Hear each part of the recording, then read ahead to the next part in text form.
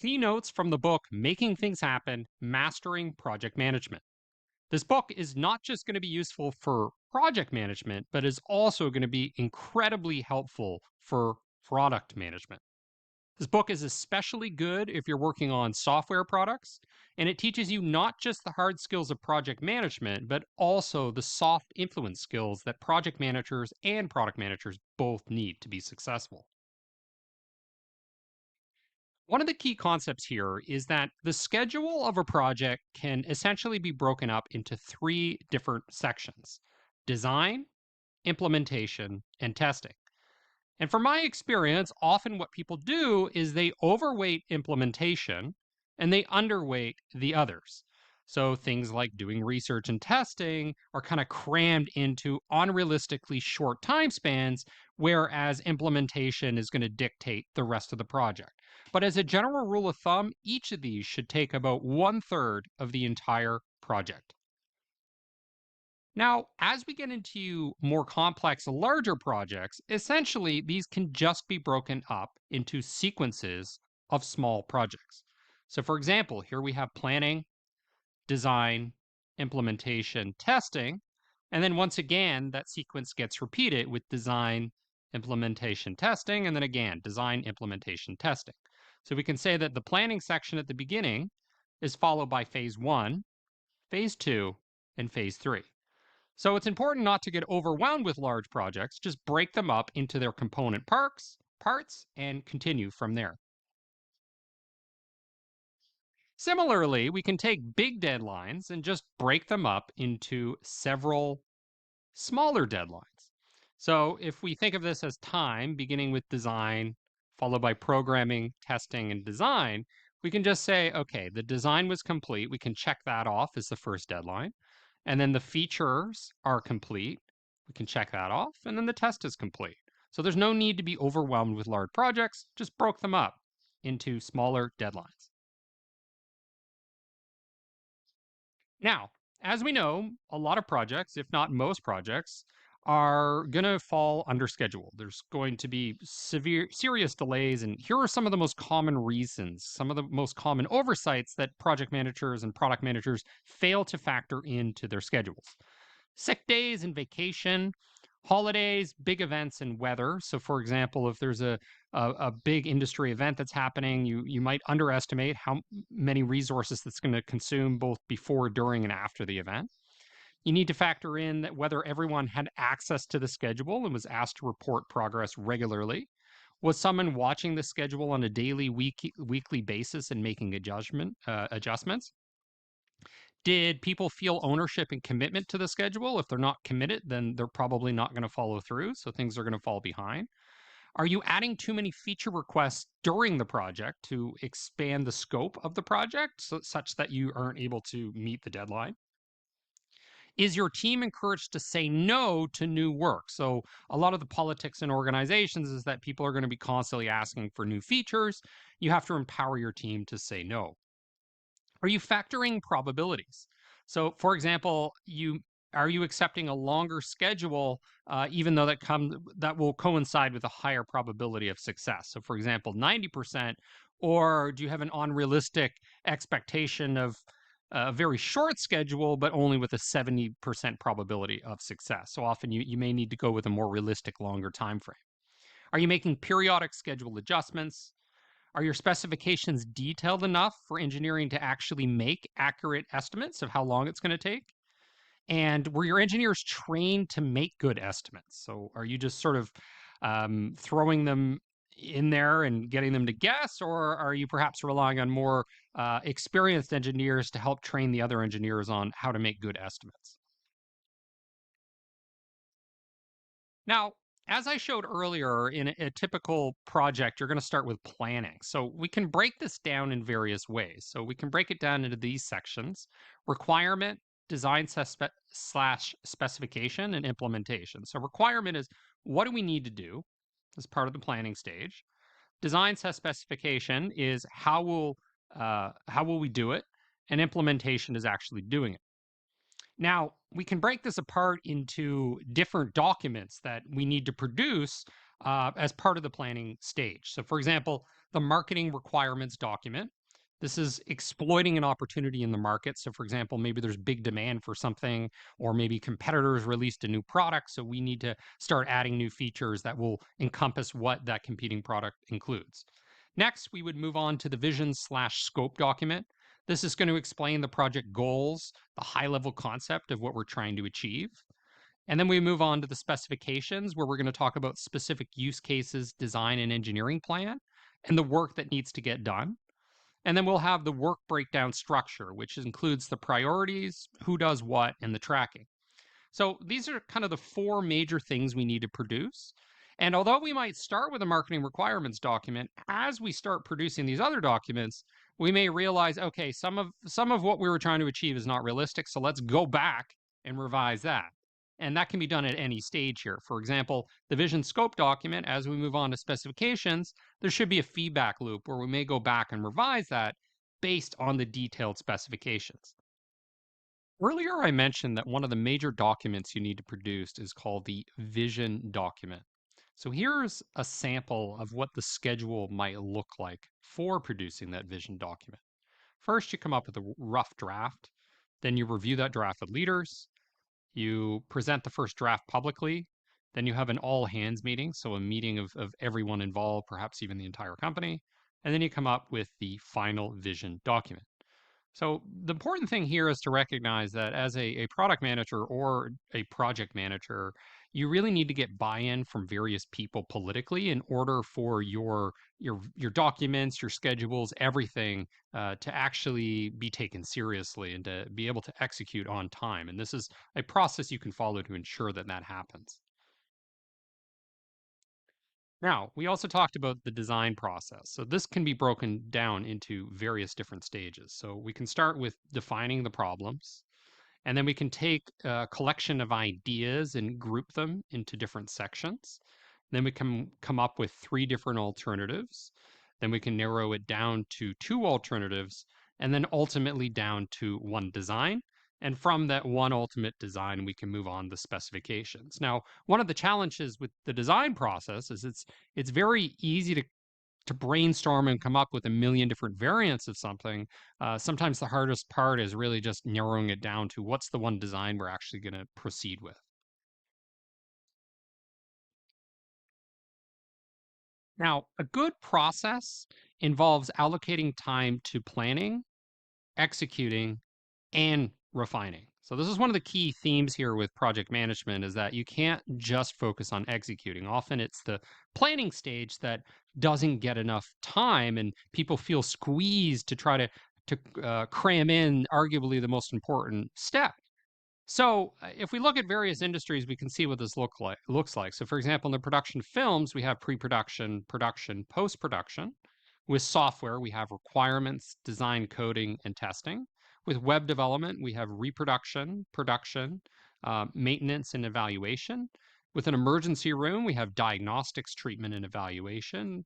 And in a simple kitchen, we have take order, cook food, and deliver. Now, one of the key things to success here is not to confuse process with goals. If you get too absorbed into what the process and the stages should look like, often you're going to think that simply checking off the boxes is adequate, but that's very different from actually achieving your goals. So there are basically three things that we're working with here. There's the goal, there's a pile of work that needs to get done, and then there's a bunch of people who are going to help get that pile of work done. The formation of roles and checklists are not the goal. Volume is not quality. Now, one of the key things that you need to do as a product manager or as a project manager or as a product manager doing project management is to amplify the value of those around you. And this is really the key to success with scaling a business is you have managers who are able to get more out of other people than simply what they can put in themselves. And this may be a bit of a difficult challenge, especially if you're coming from a highly individualistic role such as coding where you feel like, okay, I achieved this one thing and I feel very proud of that, and transitioning from, well, I'm not really achieving anything myself, but I'm able to amplify those around me. So I'm going to read a quote from the book. Managers are not hired to contribute a linear amount of work like a worker or programmer is expected to do. Instead, leaders and managers are hired to amplify the value of everyone around them. The methods for adding this kind of value are different from working on the line. But because many managers are former programmers and were promoted into management from the line, odds are good that they have more confidence and skills at writing code than they do leading and managing people who are writing code. So, I just want to give you a few examples of how the skills of being a leader or manager, these very valuable skills that can command extremely high salaries, are being able to settle arguments, being able to protect your team from organizational politics, providing plans, and having a wider perspective because you have interactions with people at various levels of the company, up, down, laterally, in different departments. So, for example, in marketing and customer success, in perhaps teams that are not just at headquarters, but also at regional uh, centers. So, you have that perspective that the individual contributors don't necessarily have. Now, as you start to create specifications, one of the key questions is what is it that you're specifying? So, first thing would be requirements. So, this is where you're going to dictate the victory conditions. What are the things that we can check off and say we were successful? What are the end results? And then the feature. This is going to be the behavior that we want in the product from the customer's perspective. So, for example, I want to be able to connect my accounting system with my logistics system, something like that. It's the user interface. We can do things like produce mock up screenshots to show what that feature would look like. And then we have the technical specs. So, this is going to be the engineering approach. So, for example, you may specify that we're going to reuse code that we used in another feature or another product.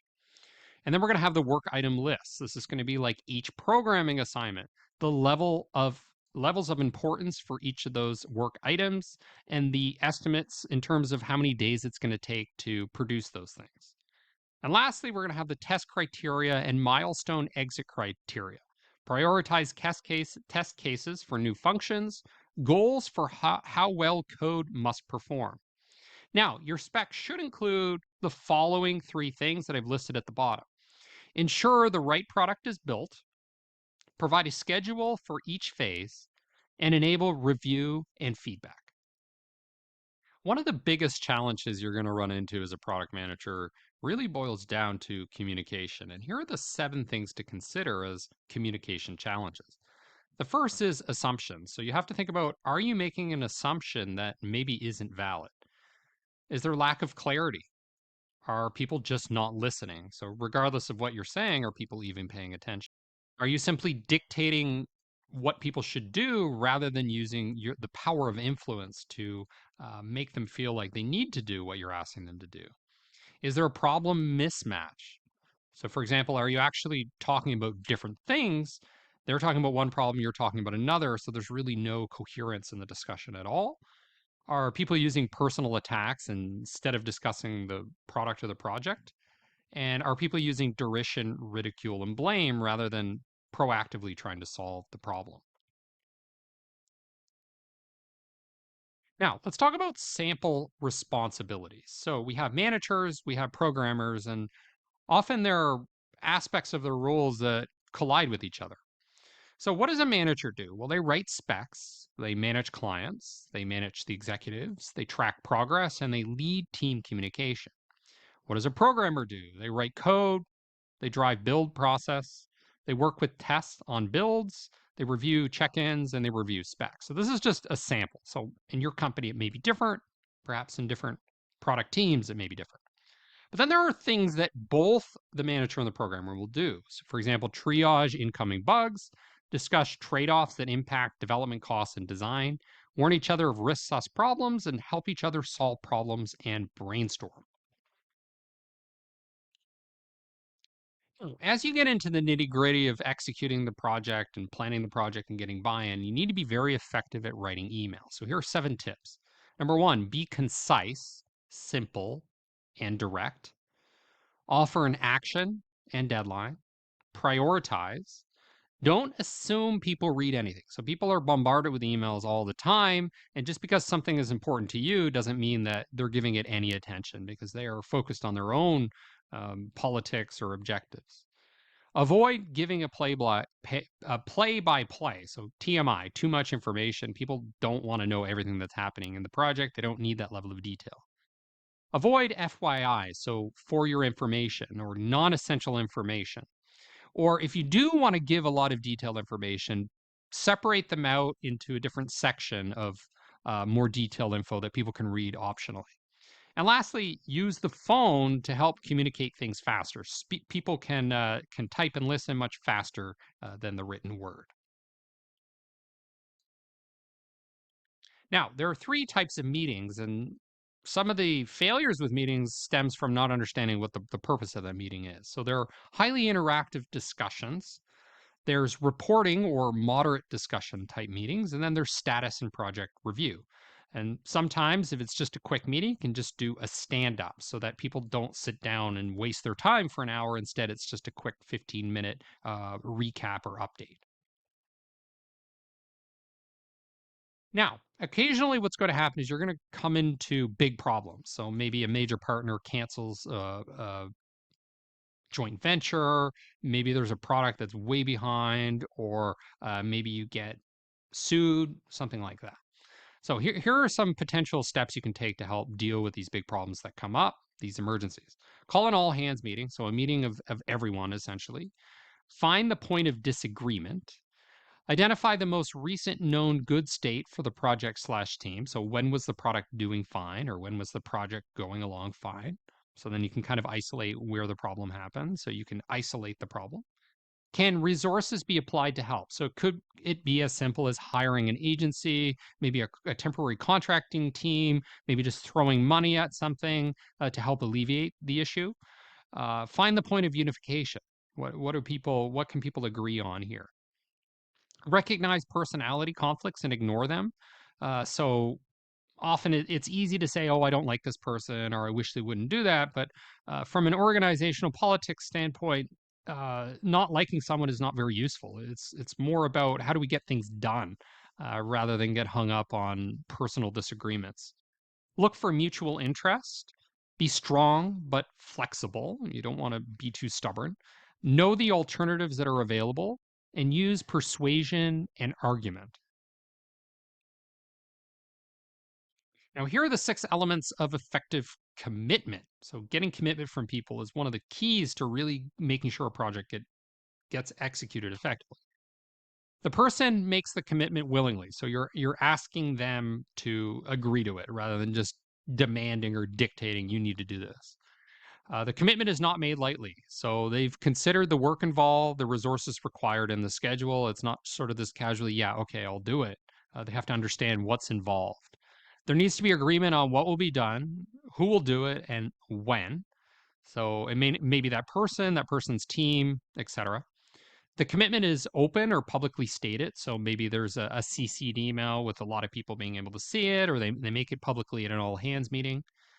The person tries to meet the commitment, even if help is needed. So even though they may need to come to you for assistance in order to meet a specific deadline, that still means they're committed to achieving what they agreed to.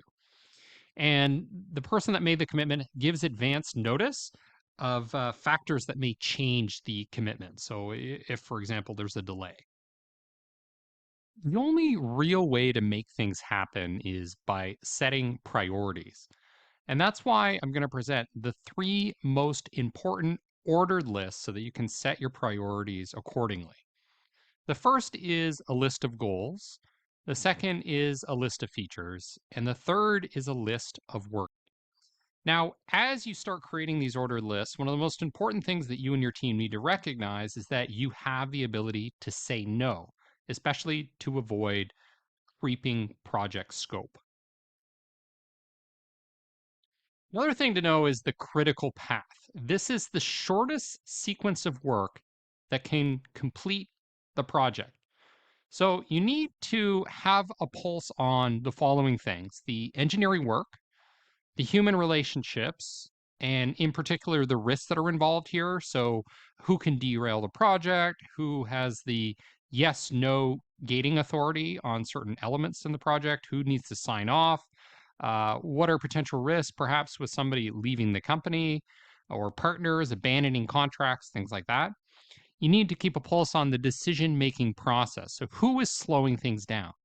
You need to understand the processes for building code or triaging bugs. So, are there, for example, needless forms that need to be filled out, red tape, unnecessary meetings, unnecessary approvals, etc.? Know the production process of putting content onto the website and understand the meeting situations and processes that impact the project goals. Now, here are some recommendations from the book on guerrilla tactics.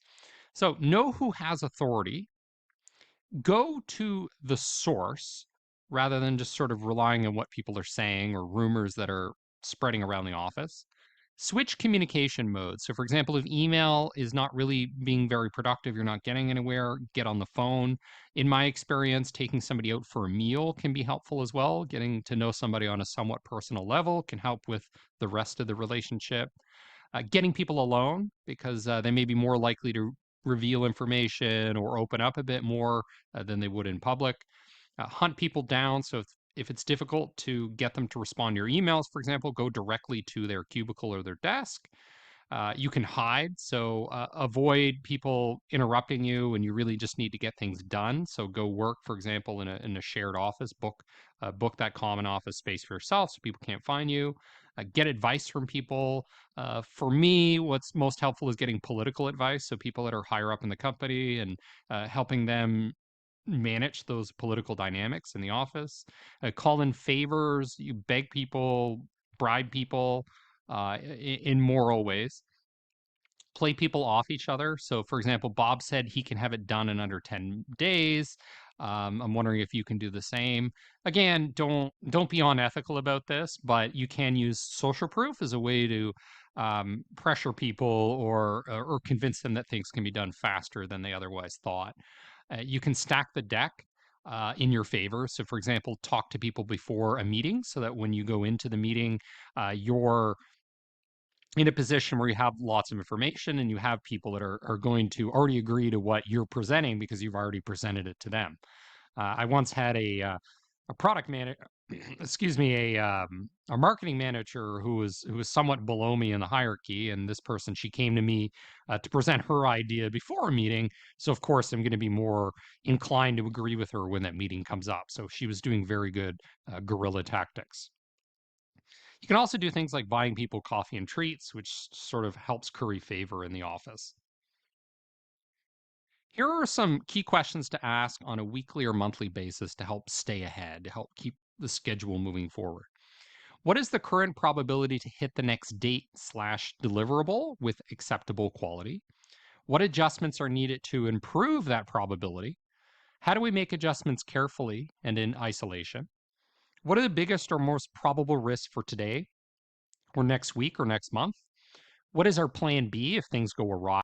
And what might have changed that I'm not aware of?